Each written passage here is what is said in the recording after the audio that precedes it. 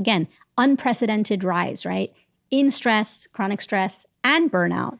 And often people don't recognize that it's happening to them simply because the face and definition of burnout is changing. How many people are burnt out? Do they know? Have they done any studies on that to figure out what that number is?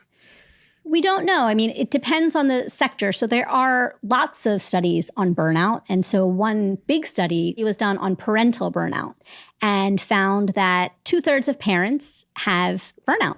2/3? Jesus, 66%. Yeah. And that is probably underestimated and certainly underreported.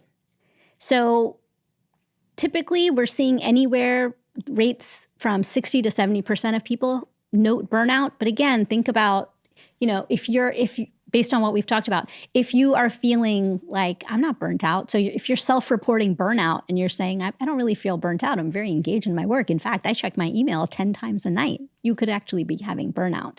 There's also a lot of stigma and shame around burnout. So people don't want to come forward and say, hey, I might be stressed or I might have burnout. If I have that atypical burnout, why does it matter? It matters because your brain and your body deserve a rest.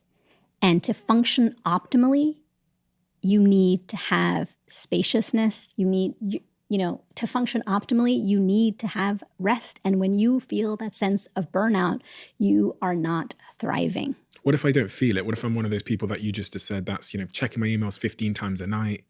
I seem to be successful in my work.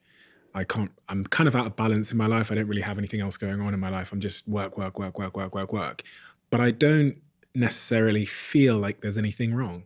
So if I don't feel like there's anything wrong, if I'm successful in my work, then what is the case for making a change? So I've had lots of patients. I had a clinical practice in Boston. Yeah. And what you're describing is the, young entrepreneur.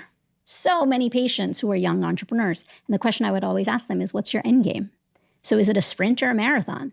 Are you looking to do this for 2 years and you love it and then that's it? You're going to cash out?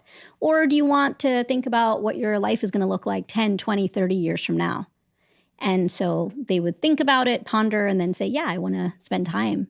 My end game is that I want to lead a great life and I want to live until I'm 75 or until I'm 100. And so if you are on this fast track that you're describing, burnout is not conducive with this idea of longevity and having that long life.